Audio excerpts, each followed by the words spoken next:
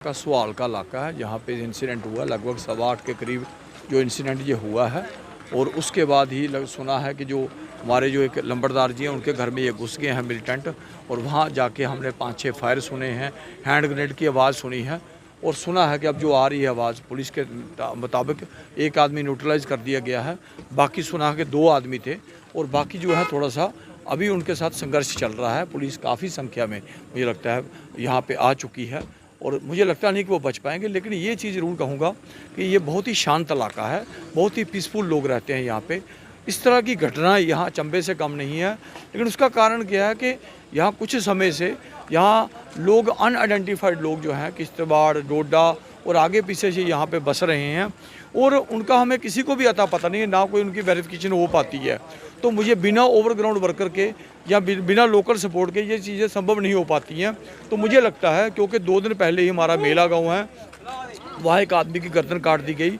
तो इसलिए बहुत ही गंभीर बात है क्योंकि हमारे लोग कहीं ना कहीं डर जाते हैं चीज़ों को। सरकार से भी कहूँगा कि मुझे लगता है कि जो बंदूकें देने का काम था, जैसे बीडीसी को दिया था एक्ट में, हमारे लोगों को भी बंदूकें दी जाएं ताकि लोग थोड़ा सा सुरक्षित महसूस कर सकें। का सुआल का इलाका है जहाँ पे इंसिडेंट हुआ लगभग 8:15 के करीब जो इंसिडेंट ये हुआ है।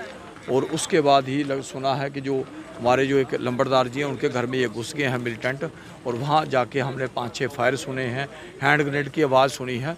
और सुना है कि अब जो आ रही है आवाज़ पुलिस के मुताबिक एक आदमी न्यूट्रलाइज कर दिया गया है, बाकी सुना है कि 2 आदमी थे और बाकी जो है थोड़ा सा अभी उनके साथ संघर्ष चल रहा है। पुलिस काफ़ी संख्या में मुझे लगता है यहाँ पे आ चुकी है और मुझे लगता नहीं कि वो बच पाएंगे। लेकिन ये चीज़ ज़रूर कहूँगा कि ये बहुत ही शांत इलाका है, बहुत ही पीसफुल लोग रहते हैं यहाँ पे। इस तरह की घटना यहाँ चंबे से कम नहीं है। लेकिन उसका कारण क्या है कि यहाँ कुछ समय से यहाँ लोग अनआइडेंटिफाइड लोग जो हैं किश्तवाड़, डोडा और आगे पीछे से यहाँ पे बस रहे हैं और उनका हमें किसी को भी अता पता नहीं है, ना कोई उनकी वेरिफिकेशन हो पाती है। तो मुझे बिना ओवरग्राउंड वर्कर के या बिना लोकल सपोर्ट के ये चीज़ें संभव नहीं हो पाती हैं। तो मुझे लगता है क्योंकि 2 दिन पहले ही हमारा मेला गाँव है, वहाँ एक आदमी की गर्दन काट दी गई। तो इसलिए बहुत ही गंभीर बात है क्योंकि हमारे लोग कहीं ना कहीं डर जाते हैं चीज़ों को। सरकार से भी कहूँगा कि मुझे लगता है कि जो बंदूकें देने का काम था, जैसे बीडीसी को दिया था एक्ट में, हमारे लोगों को भी बंदूकें दी जाएं ताकि लोग थोड़ा सा सुरक्षित महसूस कर सकें। का सुआल का इलाका है जहाँ पे इंसिडेंट हुआ लगभग 8:15 के करीब जो इंसिडेंट ये हुआ है। और उसके बाद ही सुना है कि जो हमारे जो एक लंबरदार जी हैं उनके घर में ये घुस गए हैं मिलिटेंट। और वहाँ जाके हमने 5-6 फायर सुने हैं, हैंड ग्रेनेड की आवाज़ सुनी है।